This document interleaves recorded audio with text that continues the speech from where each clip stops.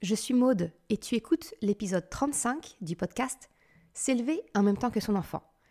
Dans l'épisode d'aujourd'hui, j'aimerais te parler des 4 accords Toltec, mais sous l'angle de la parentalité.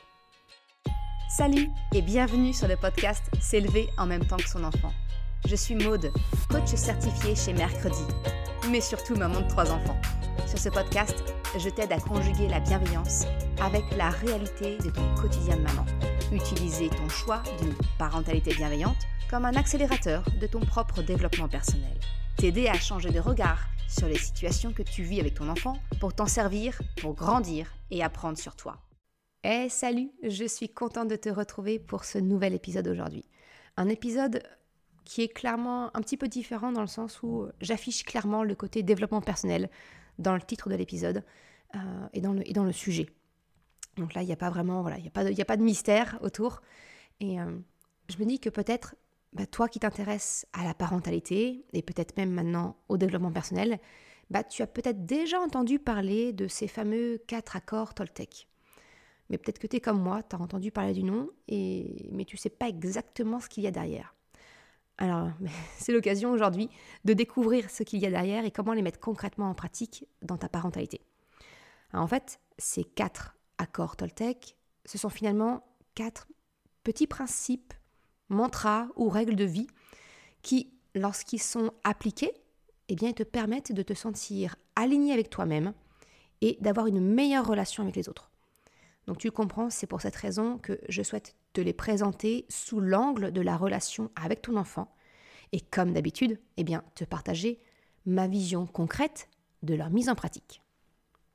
Alors déjà, pourquoi vouloir appliquer les accords Toltec à la parentalité ? Tu le sais, je m'en cache pas, je suis une fervente croyante et pratiquante que le développement personnel et que la parentalité, tous les deux sont étroitement liés à mes yeux.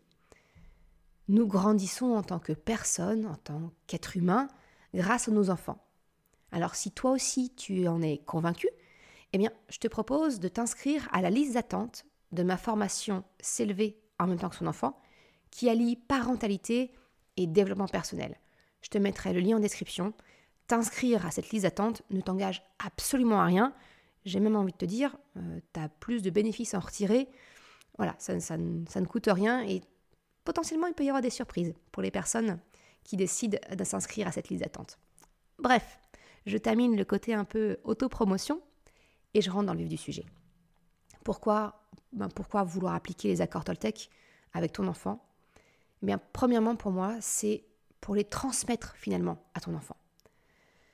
Naturellement, je souhaite te partager ma vision des principes Toltec parce qu'ils véhiculent des valeurs importantes à transmettre à ton enfant, à mes enfants, toi qui es dans une démarche d'une parentalité bienveillante, respectueuse, empathique. Finalement, c'est vraiment dans la continuité de ton choix d'éducation. Et comme je te le répète très souvent, les enfants ne font pas ce qu'on leur dit, mais plutôt ce qu'ils voient. Alors quoi de mieux pour transmettre ces valeurs à ton enfant que de les incarner toi-même ? C'est le principe même de l'apprentissage des enfants, le mimétisme. La seconde raison qui me conduit à te partager ces accords, c'est que finalement, les appliquer permettront à ton enfant de se construire une petite voix intérieure juste et soutenante. Et non pas cette petite voix que tu connais peut-être que trop bien, qui te répète « Je suis nulle, je suis pas capable, j'en vaux pas la peine ». Tu la connais, toi aussi ?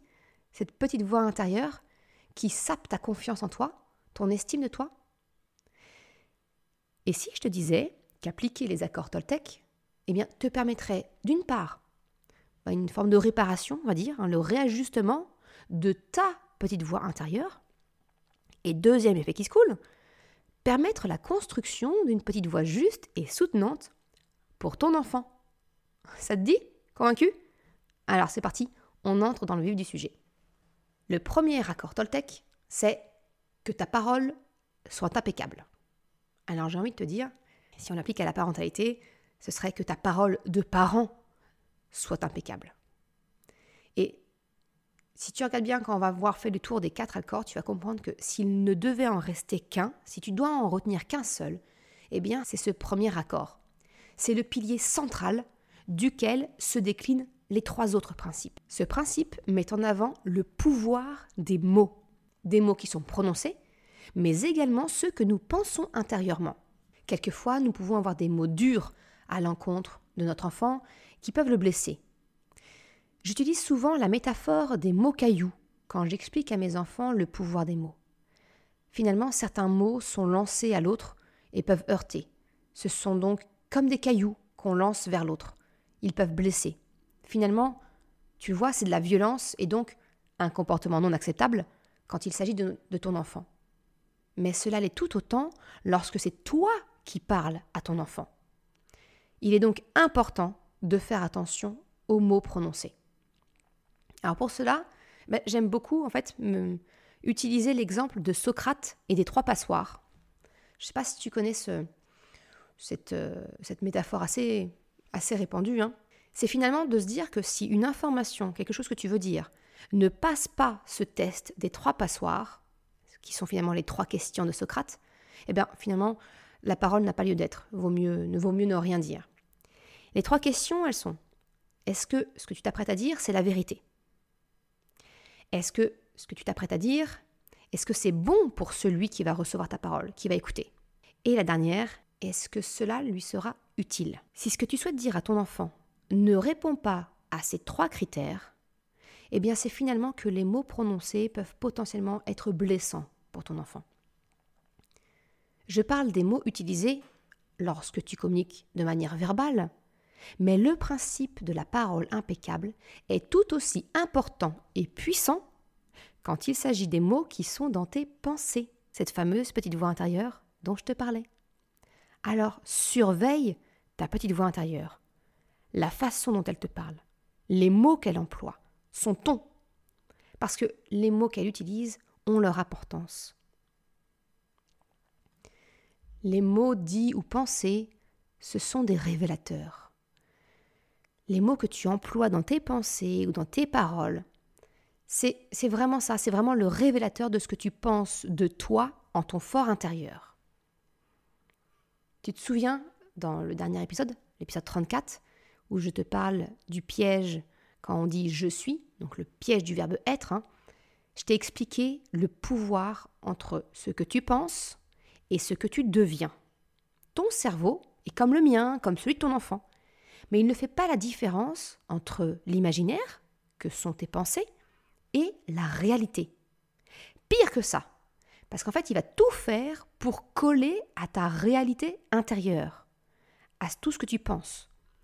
Alors, si tu veux creuser le sujet, si ça t'intéresse, je te recommande vraiment l'épisode 34 concernant le piège du verbe être, le piège du je suis. Mais en gros, tu comprends pourquoi il est essentiel, pour toi mais aussi pour ton enfant, que ta parole soit impeccable. Impeccable, ça signifie ici que ta parole soit respectueuse, bonne, vraie et utile. Les fameuses 3 passoires de Socrate. Ainsi, tu te permets de réajuster ta petite voix intérieure et donc de construire ta confiance en toi. Mais en plus, en adoptant ce principe avec ton enfant, tu agis également sur votre relation en faisant un pas de plus qui t'éloigne d'un modèle de domination pour aller plutôt dans le sens de la création d'une relation d'égalité et de coopération. Bref, c'est gagnant-gagnant pour tout le monde. Et plus encore, si tu étends ce principe à toutes tes relations, c'est pas seulement vrai avec toi et ton enfant, mais dans ton couple, dans ta famille, avec tes amis, au travail, voilà, vraiment dans tout type de relation. Alors concrètement, ma proposition pour mettre en application le principe d'une parole impeccable, le premier levier d'action que j'ai envie de te conseiller, c'est de surveiller tes pensées.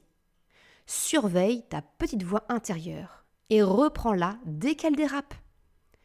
Que ce soit lorsqu'elle est critique, négative envers toi, ou bien lorsqu'elle cherche à te coller une étiquette en te disant « je suis maladroite », tout ce qui suit après le « je suis ». Alors au départ, tu vas avoir l'impression que ta petite voix, elle ne change pas finalement, elle revient toujours au même réflexe. Alors je te propose un petit outil de coaching pour casser cette mauvaise habitude de tes pensées et accélérer la transformation. En coaching, on appelle ça une rupture de pattern. Cela signifie finalement de créer un ancrage fort, choquant, qui perturbera ton réflexe de pensée critique vis-à-vis de toi-même dans ce cas précis. Cela peut être de lui montrer à quel point cette pensée est ridicule. Ça peut être par exemple en lui chantant un air franchement ridicule. Une des mamans que j'ai accompagnées, elle avait choisi la musique Kourou coucou, shtai shtai. Je sais pas si tu t'en souviens. Je te mets un petit extrait, comme ça tu l'auras en tête, ça sera bien.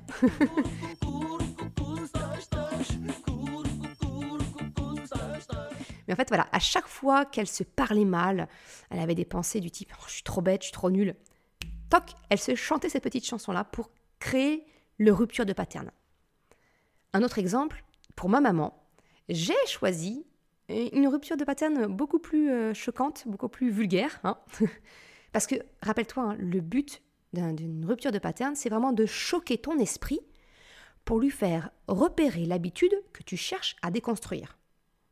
Alors à chaque fois que j'entends ma maman se dire « je suis trop nulle » ou tout autre petit nom d'oiseau, toute petite pensée dévalorisatrice, eh bien je l'appelle par son prénom composé en entier, qu'elle a en horreur, et je ponctue le tout d'un « ta gueule ». Ouais, je suis désolée, je suis vulgaire aujourd'hui.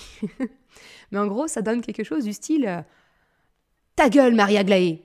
Bon alors j'ai changé de prénom, et je m'excuse auprès de toutes les Marie Aglaé, j'ai rien de personnel contre vous, mais c'est vraiment pour te montrer l'idée. Autant dire que ça fait son job parce que ça choque ma mère. Et du coup, ok, elle reprend, non, oui, je ne dois pas dire ça. Et voilà. Et ça a permis de casser cette habitude-là. Donc tu le comprends, le but, c'est de surveiller ta petite voix, d'utiliser une rupture de pattern si tu veux accélérer la déconstruction-reconstruction de tes automatismes. Et le but, c'est vraiment d'arriver à ce que ta parole vis-à-vis de toi-même soit impeccable. En ce qui concerne ton enfant, eh bien finalement ma proposition, pour ce qui concerne la communication avec ton enfant, d'avoir une parole impeccable avec lui, eh bien c'est de garder en tête, de bien dissocier ton enfant, le comportement de ton enfant, de son identité. Concrètement, eh bien ce n'est pas parce que ton enfant a fait tomber un verre qu'il est maladroit ou qu'il manque d'attention.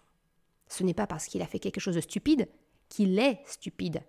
Ce n'est pas parce que ton enfant a frappé son camarade qu'il est violent. Tu sais, c'est ces petites phrases genre « Oh, mais qu'est-ce que t'es maladroit !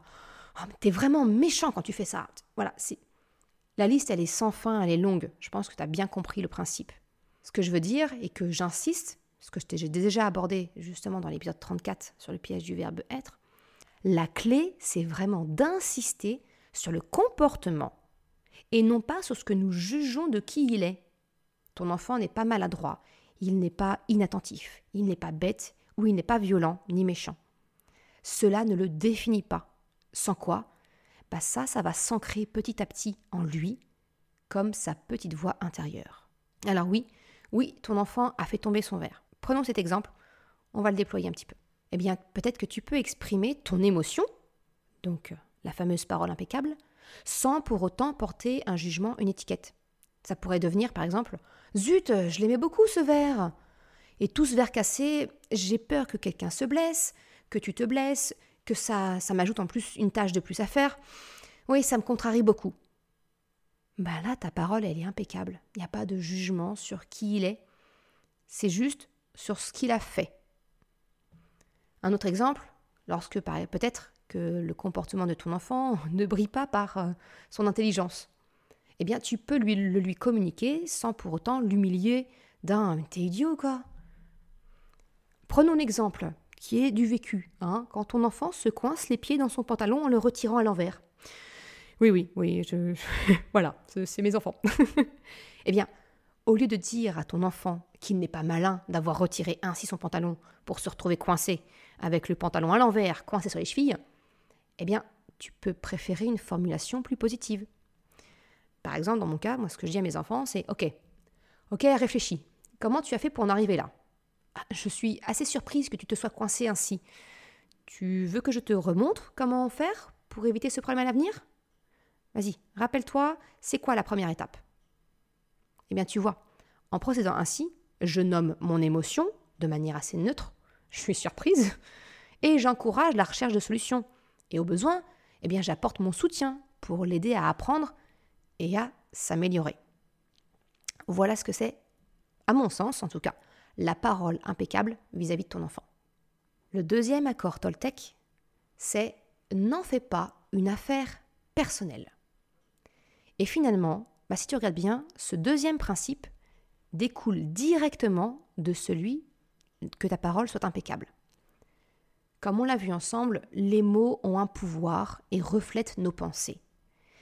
Eh bien, grand scoop, c'est valable également pour les autres. Et là, je vais te sortir cette fameuse citation dont je t'ai parlé à plusieurs reprises, et notamment dans l'épisode 18, qui concerne quand on a honte du comportement de notre enfant. C'est une citation que j'aime beaucoup. Les mots des autres, M-O-T-S, sont les mots des autres, M-A-U-X. Eh bien, en ce qui concerne tes choix de parents, ne fais pas une affaire personnelle de ce que pensent ou disent les autres autour de toi. Ne laisse pas les autres dicter tes choix en tant que parent. Ne les laisse pas te donner une certaine valeur. Si certaines personnes jugent tes décisions, tes choix, cela ne reflète finalement que leurs propres craintes, croyances ou peut-être regrets. Ne te laisse pas contaminer par les jugements des autres.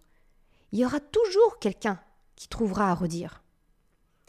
Et le problème, c'est que chercher à plaire à tout le monde, ou du moins à correspondre à certains standards de notre société, j'ai envie de te dire, c'est encore le meilleur moyen pour te désaligner et t'éloigner de qui tu es, de ton toi profond. Résultat des courses, t'es pas bien dans ta peau, t'es pas bien dans tes baskets, tu risques d'avoir un sentiment de culpabilité, de sacrifice, de tout ce que tu veux bien. Il n'y a rien de bon qui peut en ressortir. Alors ne prends pas pour toi les critiques que l'on peut ouvertement ou insidieusement te faire passer. Cela ne te concerne pas. Cela a tout à voir avec les pensées des autres. Tu comprends donc que la confiance en toi, finalement, c'est le meilleur rempart pour éviter ce piège. Mais ça, on va y revenir. L'autre point que je souhaite te révéler concernant le principe de ne pas en faire une affaire personnelle, c'est de te sentir finalement lié au comportement et aux actions de ton enfant. Ce que je veux dire, c'est que l'on a souvent tendance à croire, consciemment ou non, que nous sommes jugés en tant que parents par le comportement de notre enfant. Si, tu sais ces petites phrases qu'on peut dire à notre enfant du genre « tiens-toi bien quand tu seras chez ton ami ». Ou alors « ne me fais pas honte dans le magasin, tu te tiens correctement ». Voilà, tu vois un petit peu l'idée.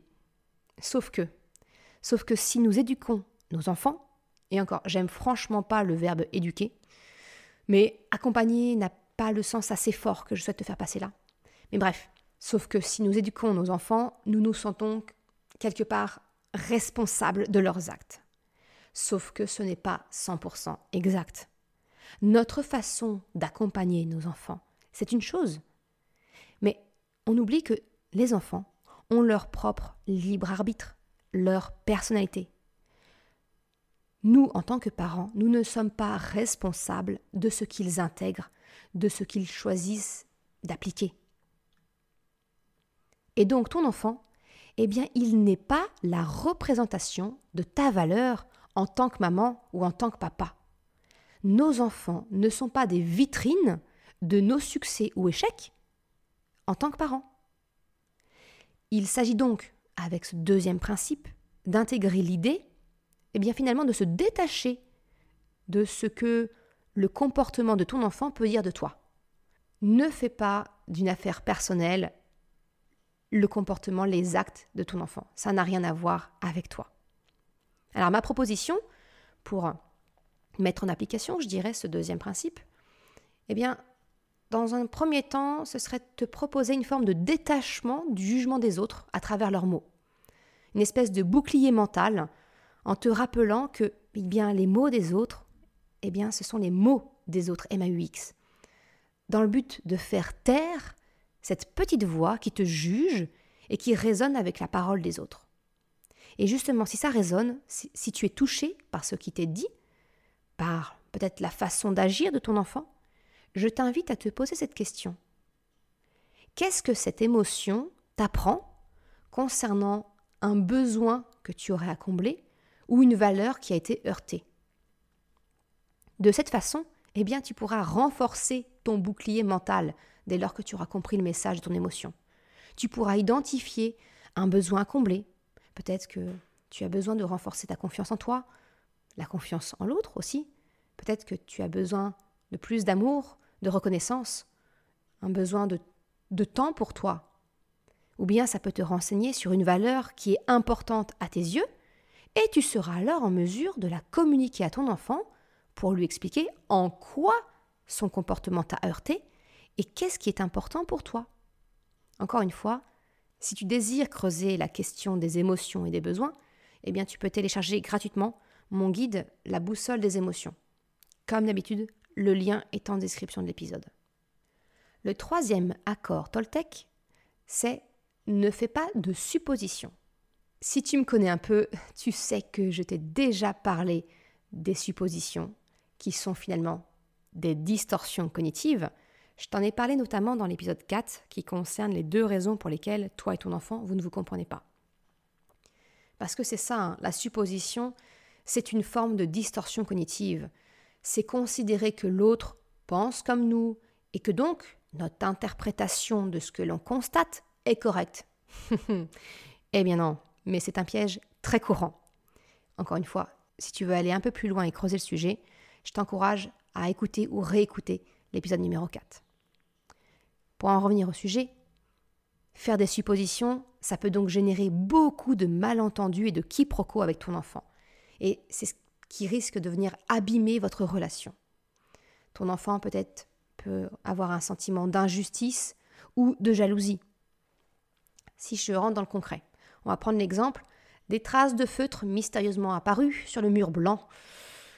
La supposition classique, c'est de penser qu'il s'agit de ton enfant, peut-être même du plus jeune si tu en as plusieurs.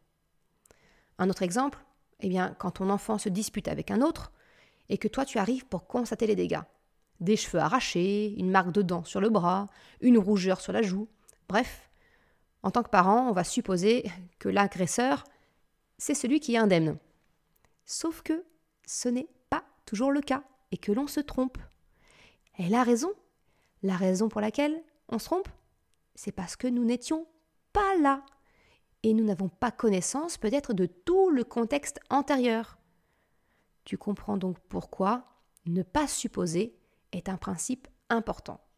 Mais alors comment faire concrètement avec ton enfant? Ma proposition de solution pour appliquer ce principe, finalement c'est un petit peu à la manière d'un médiateur ou d'un enquêteur, c'est de te baser uniquement sur les faits. Reste factuel sur ce que tu constates.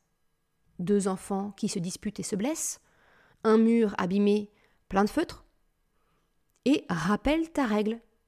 Les feutres, ça sert uniquement sur une feuille de papier. Les murs, ils doivent rester blancs, ou du moins de la couleur initiale de ton mur. Que la violence est inacceptable, qu'on a le droit de ne pas être d'accord, de se sentir en colère. Mais on cherche un compromis. Sinon, si on n'y arrive pas, on demande l'aide de maman ou de papa. Et là, je vais te rappeler ce petit tips que je t'ai partagé dans l'épisode 17 pour éviter les conflits au sein de la fratrie. Et c'est vraiment valable que ce soit pour des bêtises ou pour les disputes.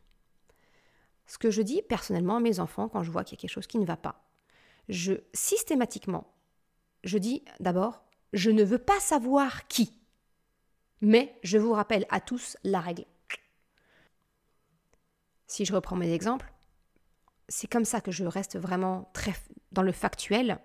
Je vais dire, je ne veux pas savoir qui a écrit sur le mur, qui a tapé, qui a mordu, qui a poussé. C'est vraiment ça qui fait que je reste dans le factuel. Cela évite beaucoup de sentiments négatifs chez ton enfant, qui peut être par exemple la honte, l'humiliation, la jalousie, l'injustice, qui peuvent être induites par des suppositions. Mais au contraire, j'ancre de manière positive ce qui est attendu. Je ne veux pas savoir qui a écrit sur le mur, mais je vous rappelle à tous, les feutres, c'est sur le papier. Je ne veux pas savoir qui a commencé, qui a tapé, qui a mordu, qui a poussé, Mais je vous rappelle que la violence est inacceptable. Quand on n'est pas d'accord, soit on demande de l'aide, soit on cherche un compromis. De cette manière, tu n'induis pas tous ces sentiments qui peuvent être entre guillemets, j'aime pas le mot, mais négatifs, de honte, de jalousie, d'humiliation, d'injustice, parce que tu restes dans le factuel, tu constates, il y a du feutre sur le mur, il y a un enfant qui est blessé, je ne veux pas savoir qui, mais la règle. Et là, on ancre positivement ce qui est attendu. Voilà comment je te propose d'appliquer dans ta parentalité l'accord Toltec numéro 3, ne pas faire de suppositions. On en arrive au 4e et dernier accord Toltec, qui est « fais de ton mieux ». Alors attention de ne pas te méprendre. Oui, je la vois, la perfectionniste en toi qui pointe le bout de son nez en disant « Ah bah voilà, tu vois bien qu'il faut qu'on fasse tout au top ». Eh ben non, raté. Tu peux retourner prendre des vacances, car on n'a définitivement pas besoin de toi, la perfection, dans notre vie de parent. Merci bien, au revoir. Non, ce que dit ce 4e accord, c'est finalement ce dont je t'encourage à travers ce podcast et le site Mercredi. Faire de son mieux, cela signifie fais du mieux que tu peux, avec l'énergie dont tu disposes à l'instant T, en fonction de ce que tu es en train de vivre, de ressentir. Finalement, ça signifie être bienveillant, bienveillante avec toi en tout premier. C'est accorder de la souplesse, de la tolérance et ne pas exiger de toi le maximum, qu'importe ce que tu vis, ressens, le fameux à tout prix. Non. Faire de son mieux, c'est prendre en considération que le mieux peut être variable.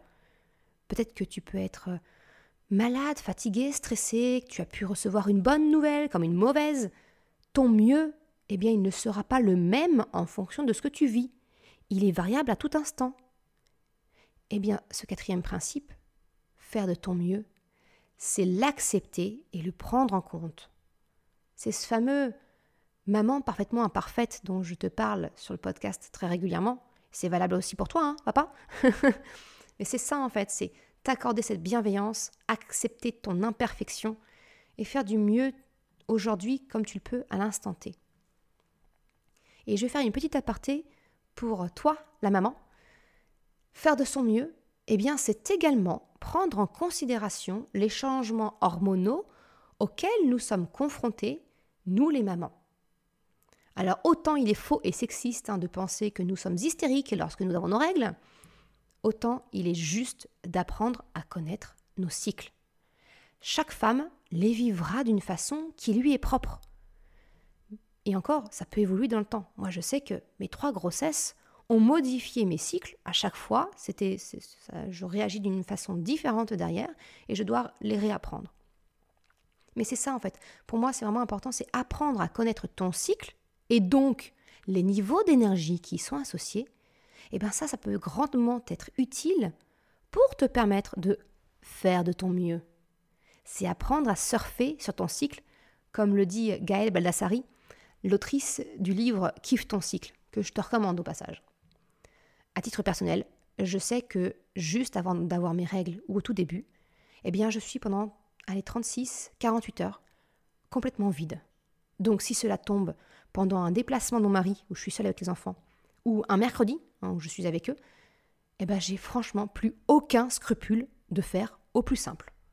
Ça peut être une soirée petit déjeuner, c'est-à-dire que je vais remplacer le dîner, le repas du dîner, par un petit déjeuner. Mes enfants adorent. Et moi, c'est un souvenir d'enfance en plus, donc voilà.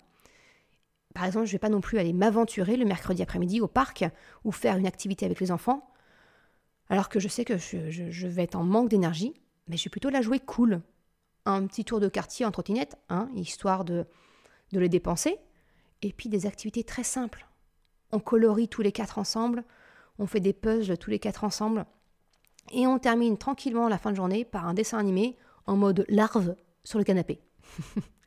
Tu vois, faire de ton mieux, c'est savoir finalement accepter de passer en mode survie, si besoin est, sans culpabiliser. Faire de ton mieux, c'est apprendre à te lâcher la grappe et d'embrasser la maman parfaitement imparfaite que tu es. Voilà ce que je voulais te partager dans l'épisode d'aujourd'hui. Je te remercie de l'avoir écouté jusqu'à la fin. Et comme d'habitude, tu retrouveras une retranscription sur le site mercredi.com et le lien est en description. Si tu as aimé cet épisode, s'il t'a été utile, eh bien je t'invite à le partager, à en parler autour de toi, ou si le cœur t'en dit, de me laisser une note 5 étoiles et un commentaire sur Apple Podcast ou Spotify. Cela me permet de faire connaître le podcast et ça m'encourage à progresser. Un grand merci à celles et ceux qui prendront le temps de le faire.